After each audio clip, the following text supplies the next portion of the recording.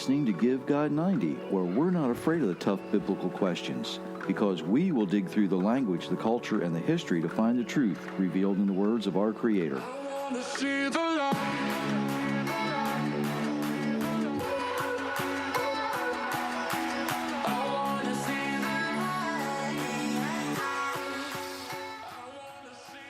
Well, welcome, everyone. Thank you for letting us be part of your day. We really appreciate it. My name is Jerry Mitchell. Sitting beside me is the recently repaired Myra. Hello, everyone. This time last week, you were actually getting ready for your shoulder surgery. Yes. So we're a week out, and things are getting better. Yes. Okay. Making sure. I know this morning you looked better, so... But you said you actually slept last night, so yes. that helps a lot. If you're listening live, chat's open. If you want to comment on something we're doing live, we will welcome you if we happen to see it. Let's see. There's so much to talk about today. I was going through some social media a while ago. I saw post from someone, and they may be listening, they might not be listening, they might listen later, but it was a picture with the guy sitting at the table, and you know how they have the thing and it says convince me of something. This one happened to be the Gospels were written in Greek. Changed my mind, but I was getting ready to do the podcast, so I didn't comment on it. But if you research a gentleman named Miles Jones, what you're going to find is they have uncovered, now notice I didn't say discovered, because they knew these things were in existence, but they had to verify them, and they just had to research them properly. And what they've actually found is two sets of manuscripts of the New Testament, complete New Testament, written in Hebrew, that date back about 2,000 years. And the interesting thing is, one was found in Spain, the other was found in India, and they just about match. So we know that they're copies of copies. We know what they are, but they just about match. They're separated by about 5,000 miles. And so what that tells us is originally they were written in Hebrew. They were then translated into Greek. In fact, the church fathers attest to that. So, for all you Greek purists out there, I hate to break your heart, but I've got to break your heart. The New Testament was not originally written in anything other than Hebrew because of one major reason, and that is no good first century Jew would write anything about either the temple or the Messiah or the Almighty in any language other than Hebrew. It just wasn't done. I hate to say this, but it just wasn't kosher, which is kind of what we're going to talk about today, right? Right. For any of the new listeners out there, if you really want some additional information about what we're all about, you can go to givegod90.com. Check us out. Check out the video page. I was hoping to get our next video out, but a little incident last week interrupted that, and that was your recovery because you just weren't in any shape to sit and do that. So we haven't gotten that out yet. Hopefully, soon. I know what it's about, and I know I've got it all laid out. All we have to do is do the video. But that takes a little bit of me being recovered in order to do that. Well, that too. You have to actually be coherent when we do these things. Right. It has to make sense. So that's there. Today we're going to look at something, and it's kind of a way that everybody talks about being set apart from the world. Everybody talks about this idea of that, and we sometimes get confused as to what that means. I've written 2 books, right? Tradition to Truth and God's Universe, God's Rules. And I know that English grammar can be confusing.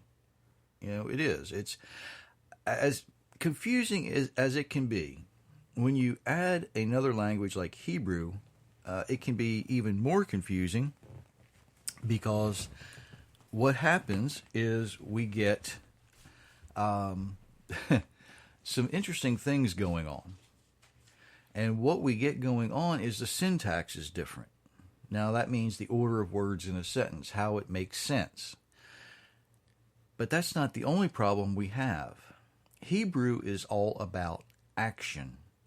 It allows the activity to describe the sentence. English allows the nouns to describe the sentence, the description of the sentence. And what that does is it changes a little bit of the vocabulary, it changes a little bit of the meaning, it changes some other things. But there's words in English that can be used as either nouns or verbs. Okay, we can use, like, for instance, the word permit. If you go fishing, you need a license or a permit, right? If you build a house, you have to go get a permit to build a house, at least where we live currently. There's places there where you don't have to do that. Now, if you go get a permit, that describes what you're getting.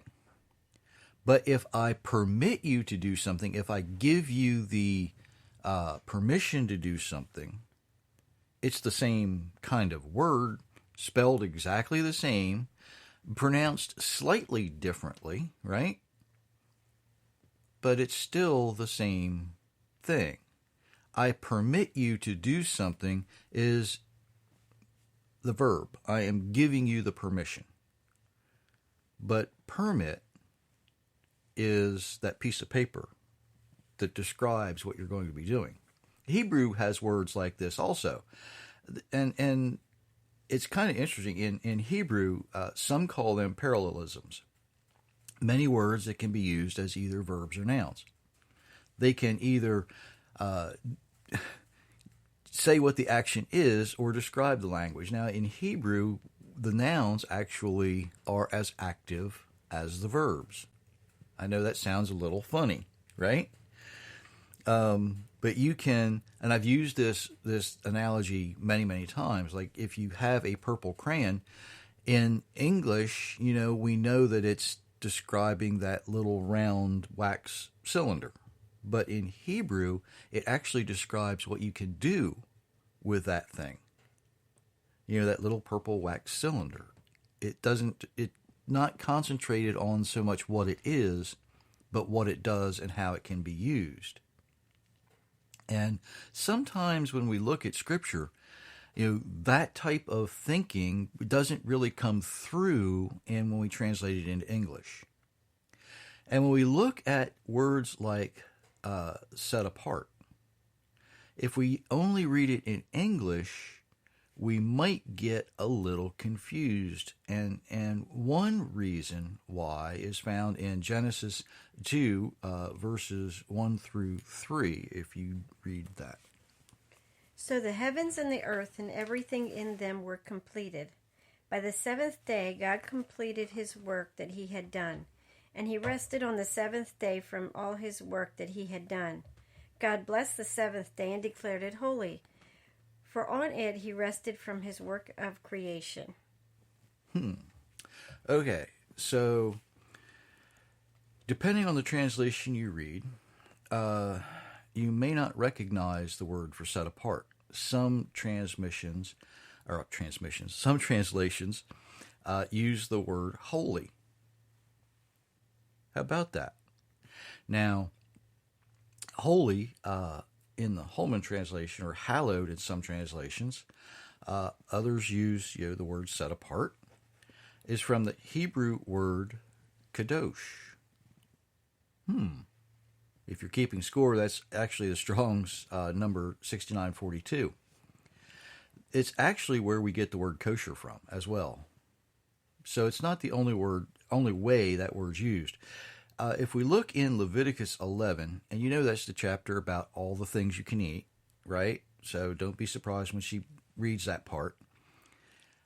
Moses is instructed to write something kind of radical here. And if you would read Leviticus 11:41 through 44. Every animal that crawls on the ground is one of the hated animals. It must not be eaten. Anyone who picks up the animal's dead body must wash his clothes. He will be unclean until evening. You must not eat any of the animals that crawl on the ground. This includes animals that crawl on their stomachs, and it includes animals that walk on all 4 feet or on many feet. Those are hated animals to you. Do not make yourself unclean by these hated animals. You must not become unclean by them. I am the Lord your God. Keep yourselves holy for me, because I am holy. Don't make yourselves unclean with these hated crawling animals. I am the Lord who brought you out of Egypt. I did it so I could be your God. You must be holy because I am holy. Okay, how about that? After giving the instructions for what to eat, our Creator makes a statement. You must be holy because I am holy. You must be set apart because I set you apart. I am different. I am the way I made you in my image. You should want to be like me, right? Now, here's something interesting. Peter reminds the people that he is writing to. As he introduces his letter, it's to God's chosen people who are away from their home. You are scattered around Pontus, Galatia, Cappadocia, Asia, Bithynia. He says, look, if you're not here in Israel, you're scattered out there. That's who I'm writing to. That would include everyone who wants to claim the Almighty and be grafted into this people, these children of Abraham. Now, Peter is interesting. We're going to go to 1 Peter 1, 13 through 16. So prepare your minds for service and have self-control. All your hope should be for the gift of grace that will be yours when Jesus Christ comes again. In the past, you did not understand, so you did the evil things that you wanted. But now you are children of God who obey. So do not live as you lived in the past, but be holy in all that you do, just as God is holy. God is the one who called you. It is written in the Scriptures, you must be holy, because I am holy. Okay. Now, as Peter's writing that, did you catch what he says? In the past, you didn't understand. You did evil things. You did what you wanted to do. That's basically what he's saying. You did what you wanted. But now, because you have accepted the God of Abraham, Isaac, and Jacob, because you are part of this chosen group, you must be holy because I am holy. He says, it's written. I'm going to look at Leviticus 19 here because it begins the same way as most things, right? And I'm not going to read all of Leviticus 19, although it's worthwhile. I would encourage you to go read that. Let's just kind of look at some examples. I don't want to say highlights because it's all good, right? I just picked some stuff out here. He starts out with honor your parents, guard the Sabbath, don't worship idols. Now, these things are kind of like high on the list anyway, right? Right. So, but he goes right through here as Moses is writing. He says, don't harvest the corn of your field so that poor may eat. Don't steal, cheat, or lie. Pay the people who work for you.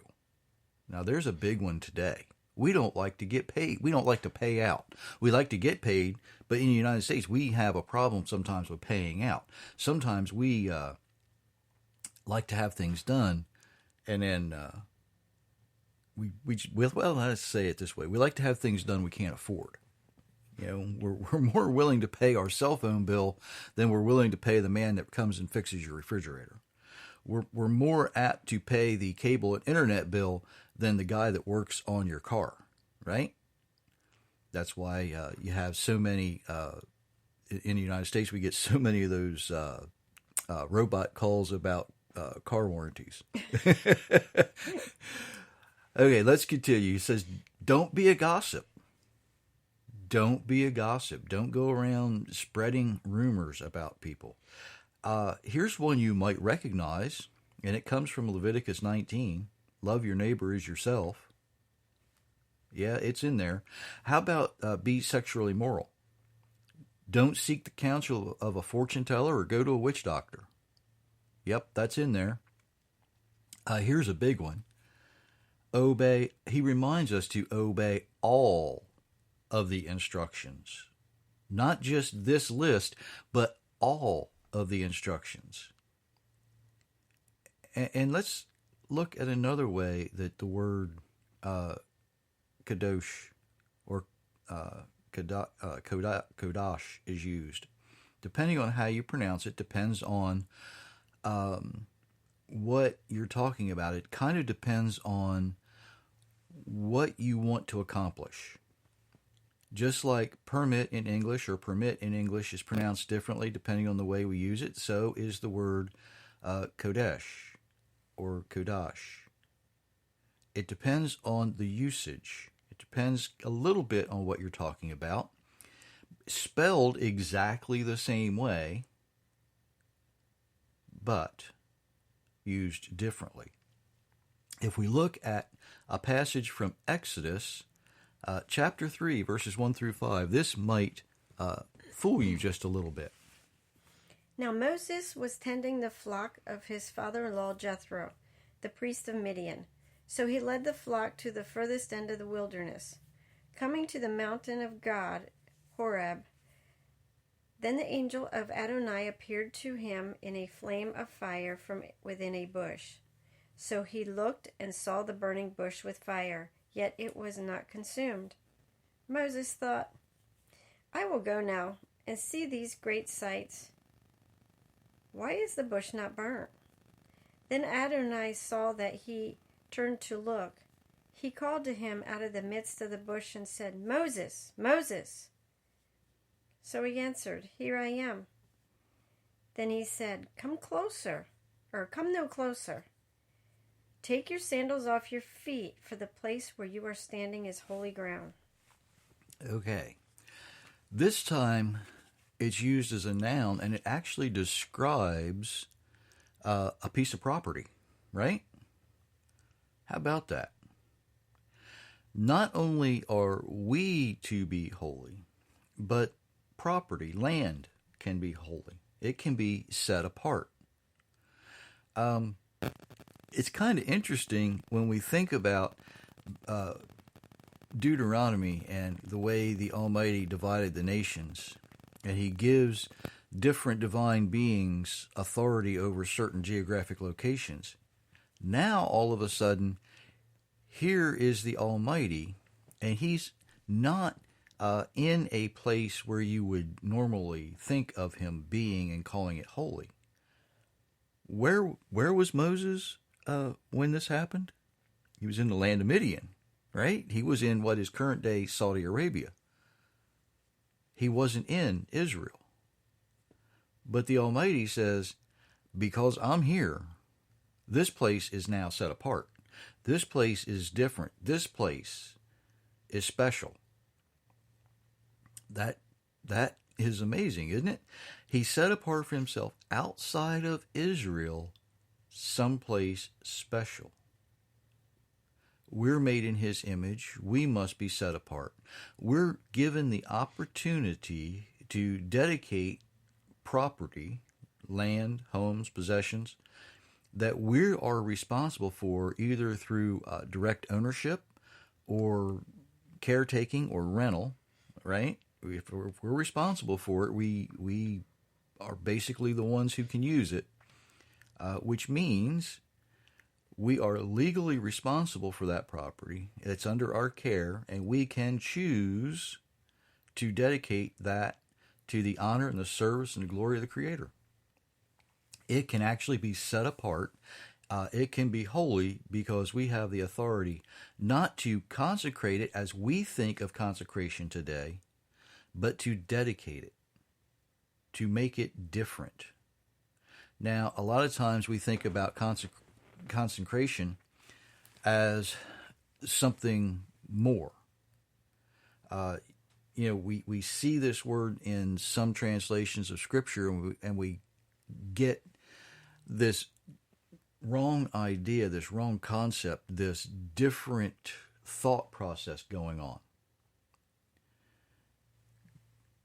Consecration, the way we look at it today, can only be done really by the Almighty. He's the only one that has the authority to do that. We can dedicate it for the service, but the Almighty is the only one who can actually go ahead and make it so. Because we're only made in the image of God. We are not God. He is the one who can actually change it whenever he wants to. All we have the authority to do is say, however he chooses to use this, that's the way it will be used. I choose to give it,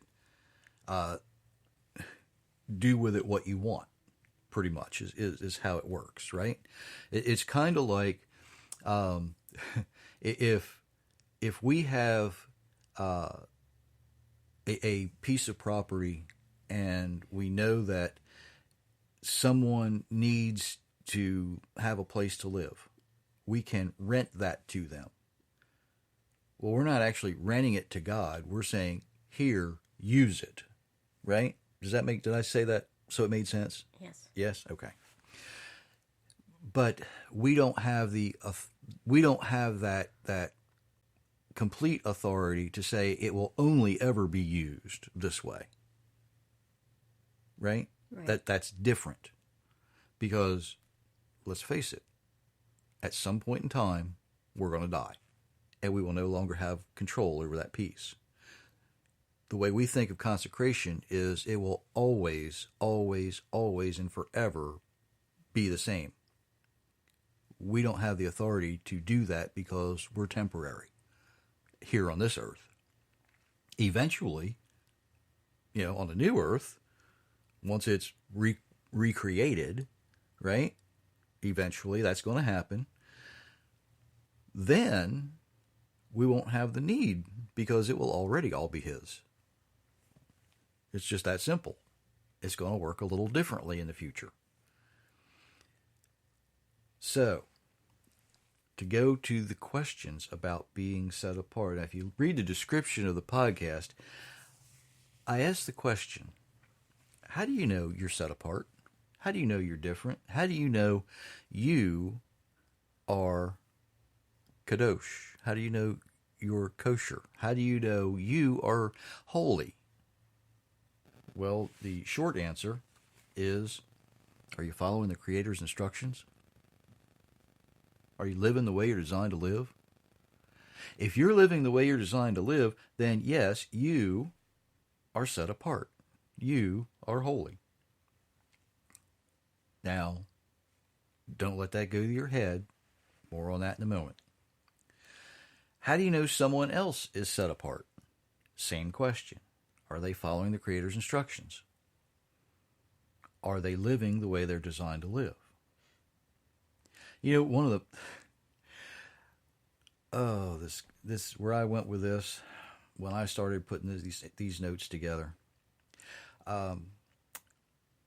One way we can tell about other people or about ourselves sometimes is when they're being accused of things like being legalistic or trying to earn their way into heaven.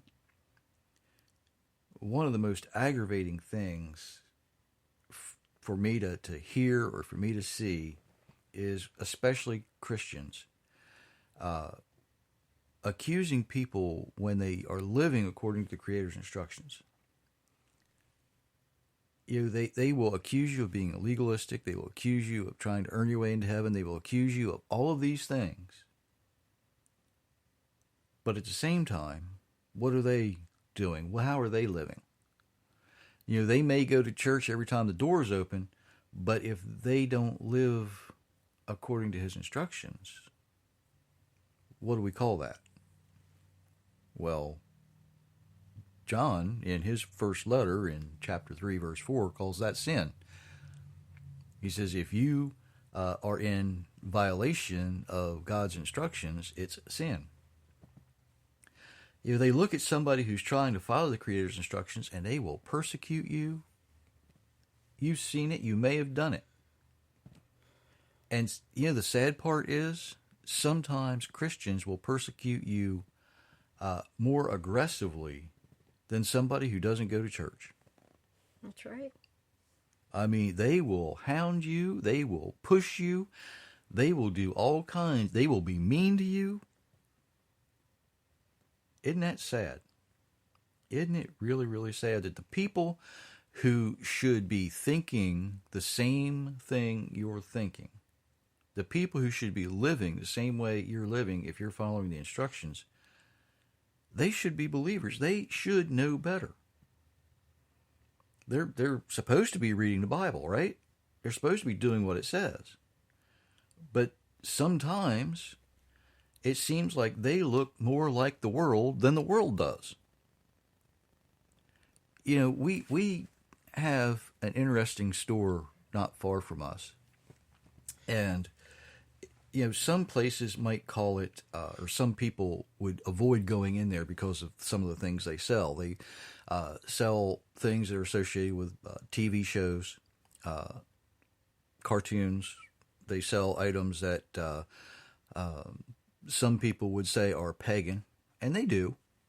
Some of them are. I'm not gonna lie there, but they also, believe it or not, are the people that work there are some of the nicest people you could run across. And you go into these places, and they're more interested in spiritual things than you might think about. And I can pretty much guarantee you, there's certain denominations that I know have not ever set foot in one of these places, right? Right. These are the places that if I could use air quotes, good Christians avoid, right? Right. And I don't know why. You would think that they would be going in there, but it's probably a good thing they're not, because they'd have these folks so confused it'd be ridiculous. They would accuse them. They would persecute them, just like they're going to persecute you if you're following the instructions.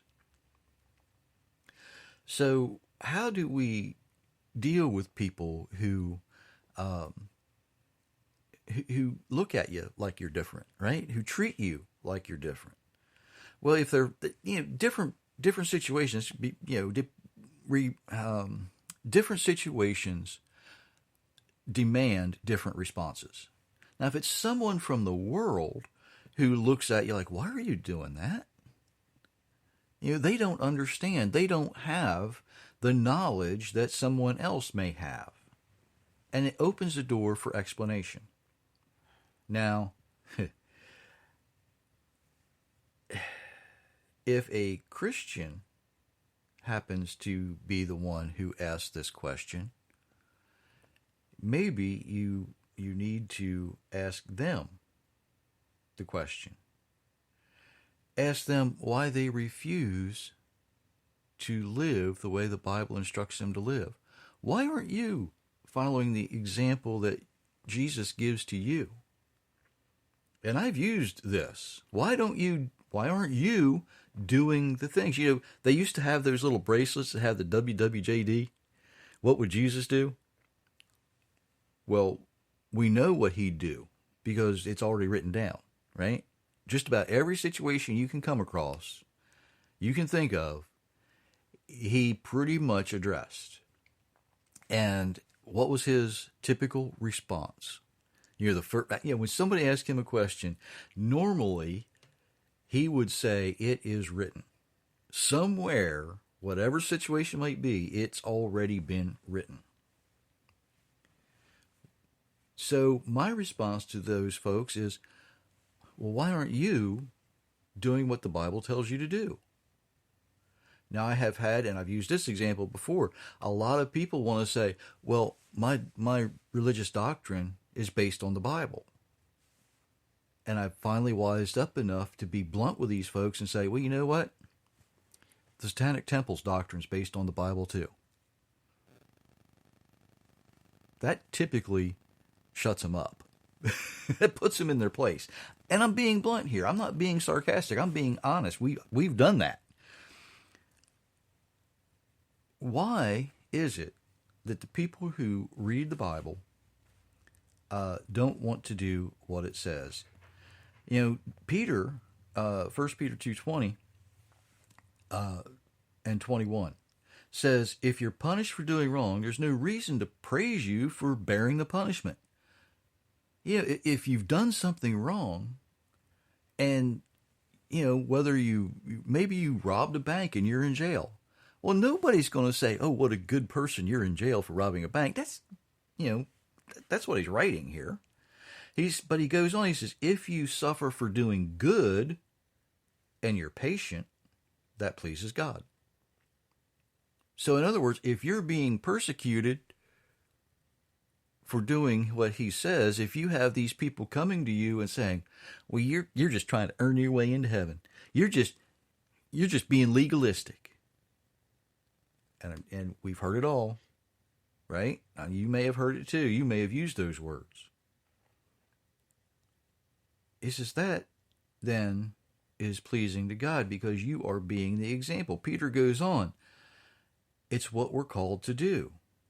The Messiah suffered for you. He gives you the example to follow, so you should do what he did. Now, that doesn't mean you have to go be crucified on the cross. That's not what he's talking about here. He's talking about all of the times where he was standing in front of the Pharisees saying, no, your law doesn't matter. It's what the Almighty Father said that matters. Being set apart means we are supposed to be different than the world. We're supposed to look different. We're supposed to act different. It's not easy, but it's what we're called to do. The thing is, it should be very easy to walk into a public place. It doesn't matter whether it's a market, grocery store, department store, wherever it may be. You should be able to look around and see the people who believe that they are doing the things they're supposed to be doing. They're following the example of Yeshua. They're living the way they're designed to live. There should be a difference between those folks and the other rest of the world. But it's gotten to the point today where it is really, really difficult to tell them apart. It is really difficult to tell them apart. You know, we live in many people call it broken world, right? I heard it I don't know how many times. Why? Well, we remain here in this world as examples to others. People are watching. Everybody watches you. It doesn't matter. I'm going to say this. There's a group of conspiracy people. Big Brother's watching you. Well, it's little sister too. Okay, everybody watches what you do. There are times when we're out and about, we encounter people that have questions, and it doesn't matter whether they're Christians. It doesn't matter whether they're Jews. It doesn't matter whether they're from other religions. They might even be atheists. They're watching, and their choices may be influenced by the way you present your example to them. Now, good Christians call that a witness, right? I'm doing a little Christian bashing today, but y'all deserve it. What I'm talking about here today, you deserve to be bashed because you're not living a set-apart life like you're supposed to be living. I can guarantee you that. I can guarantee you. I can walk into most Christian homes and find idols. Can I? Yes. I can guarantee you I can walk into most Christian homes and I can find somewhere in that house, there's going to be something with a magical incantation on it, or a pagan symbol, or whatever it might be. I can typically open a refrigerator and find things that they're not supposed to be eating, right? Right. Guarantee it. Guarantee it. Are you living a set apart life? Are you following the instructions? Are you living the way you're supposed to be living? Why disguise your faith to look like the rest of the world? That's what you're doing. You're supposed to be set apart because you're made in the image of the one who is set apart and who designed you to be different. Don't disguise your faith. Don't disguise yourself. Dedicate your home, your property, your possessions to the service, the honor, and glory of the Creator. Because really, what more do you have to offer? What more is there? You know, when David writes that, you know, the cattle on 1,000 hills, right? What he's describing is that the Almighty already owns it. But somebody else takes care of it. When you make the choice to dedicate that back to the use and the service of the Almighty, that is what makes the difference. There's a song, I used to be a worship leader in a band in a local church, and we used to sing a song, Holy Ground. And it's basically, this is holy ground. We're standing on holy ground, for the Lord is present and where he is holy. And then other people have added different verses to that. You know, this is holy time. We worship in holy time because the Lord is present where is his worship is holy. And then other people have added, these are holy hands, right? So however you want to think of that, whatever you have that you dedicate back to the Almighty, it is Kodesh. It is holy. It is set apart. You can be that way. You can be set apart. You can live set apart.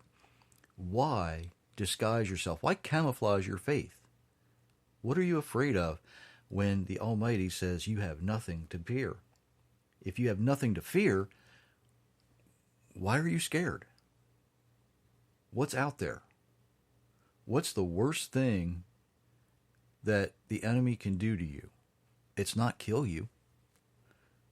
I can guarantee you that the worst thing for Satan, if you want to think of him as the enemy, the worst thing he can do is kill a believer. Right? Right. Because they're gonna wake up one day, depending on how strong their faith is and how they've been living, they're going to wake up one day and go, "Oh, I made it." Right? Right. The worst thing that he can do is turn you against the Almighty. If he can turn your heart, then you've lost, because you're going to wake up one day and go, "Ooh, I shouldn't have done that." You don't want that second thought, because it's not going to be pleasant. In fact, it's going to be downright unpleasant. Why disguise your faith? Why change the faith? Why change the gospel that was once delivered to the saints? Why change anything that the Almighty has said is already perfect? We don't have to. We're given his word. It should be sufficient. I used to work for a fellow that used to say, "A word to the wise is sufficient."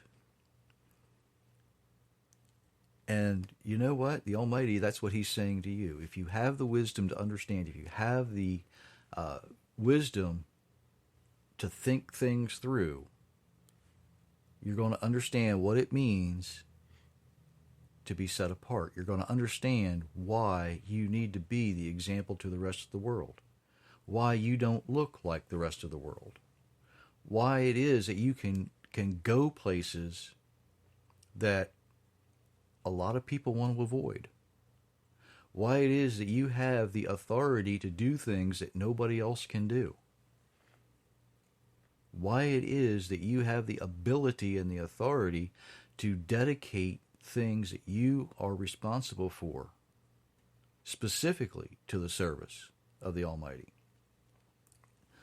If you need help with that, there's a contact page on GiveGod90.com.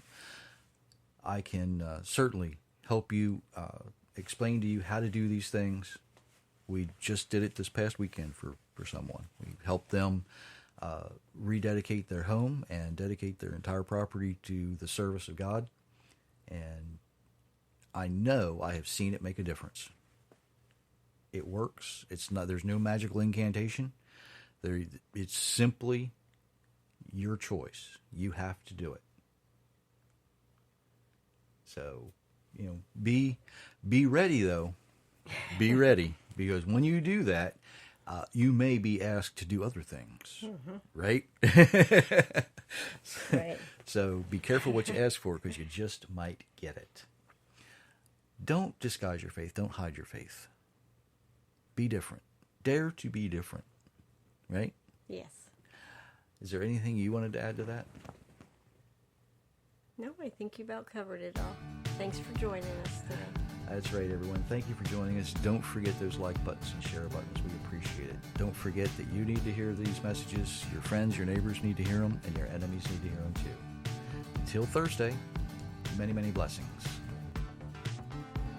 Thank you.